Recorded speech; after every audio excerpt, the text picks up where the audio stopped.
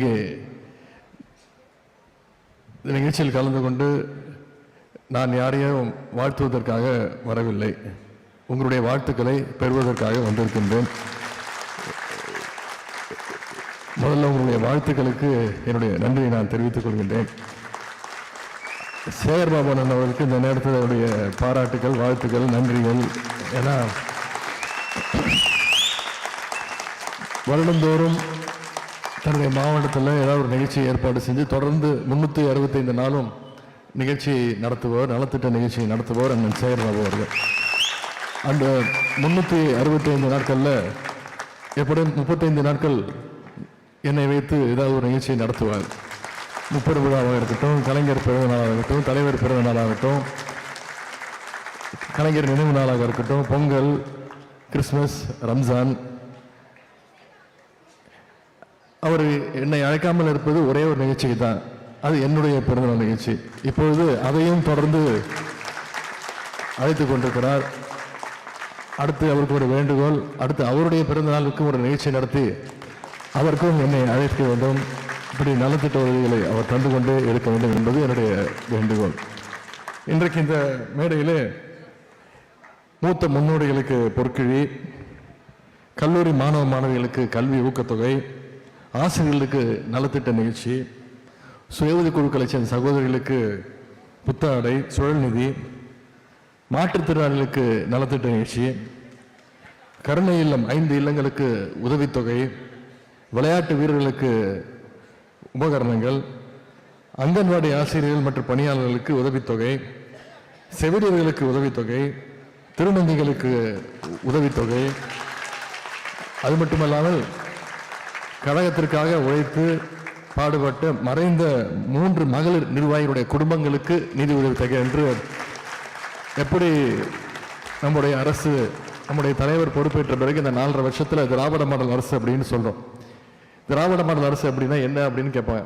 தலைவர் வந்து சொல்லுவார், அனைவருக்குமான அரசாக, அனைத்து சமுதாயத்திற்குமான அரசாக இருப்பதுதான் திராவிட மாடல் அரசு.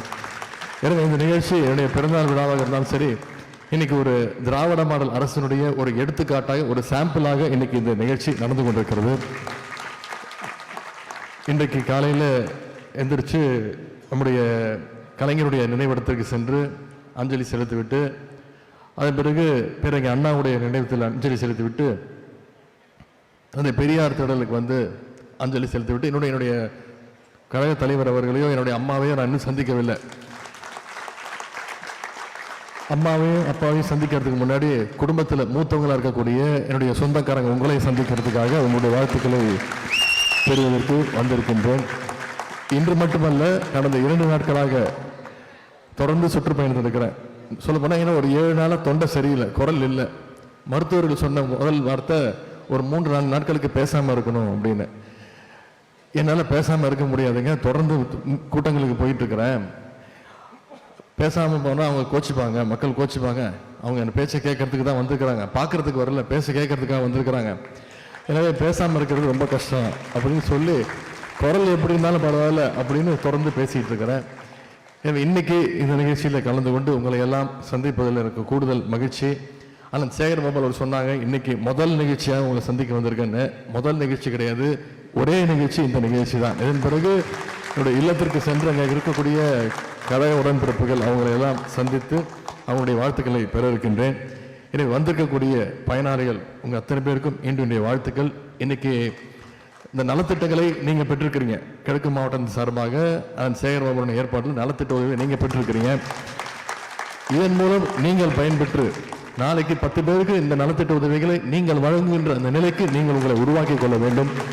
அதற்கு நம்முடைய அரசும் நம்முடைய தலைவர் அவர்களும் உங்களுக்கு துணை நிற்பார்கள். அந்த சேகர் பாபு அவர்கள் எப்பொழுதுமே உங்களுக்கு துணை நிற்பார்கள். இதே எழுச்சி, இதே உணர்வோடு அடுத்த 4 மாதங்கள் 5 மாதங்கள் காலத்தில் வேலை பார்த்து அனைவரும் இந்த எஸ்ஐஆர் திட்டங்கள் போயிட்டு இருக்குது, இந்த தேர்தல் ஸ்பெஷல் இன்டென்சிவ் வெரிஃபிகேஷன் திட்டங்கள் போயிட்டு இருக்கிறது. அதில் உங்களுடைய வாக்குகளை முதல்ல நீங்கள் உறுதி செய்து கொள்ள வேண்டும். உங்களுடைய உறவினர்கள், உங்களுடைய நண்பர்கள் வாக்குகளை எல்லாம் நீங்கள் உறுதி செய்து கொள்ள வேண்டும். அந்த பணியில் கிழக்கு மாவட்டம் சிறப்பாக அண்ணன் சேகர் பாபு தலைமையில் சிறப்பாக செயல்பட்டு கொண்டிருக்கிறது என்ற செய்தி வந்து கொண்டிருக்கிறது.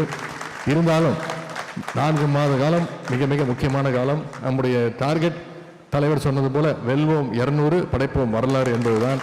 அதுவே என்னுடைய பிறந்தநாள் வேண்டுகோள் செய்தியாக வைத்து இந்த 200 தொகுதிகளில் இந்த கிழக்கு மாவட்டத்தில் இருக்கக்கூடிய அனைத்து தொகுதிகளையும் நம்முடைய சட்டமன்ற தேர்தலில் நம்முடைய மதச்சார்பற்ற முற்போக்கு கூட்டணி வெற்றி வெற்றி வெற்றி என்பதை பெற வேண்டும். அது ஒன்றே நம்முடைய இலக்கு என்று கூறிக்கொண்டு வாய்ப்பளித்த அண்ணன் சேகர்பாபு அவர்களுக்கு மீண்டும் என்னுடைய நன்றியை தெரிவித்து விடைபெறுகின்றேன். நன்றி, வணக்கம்.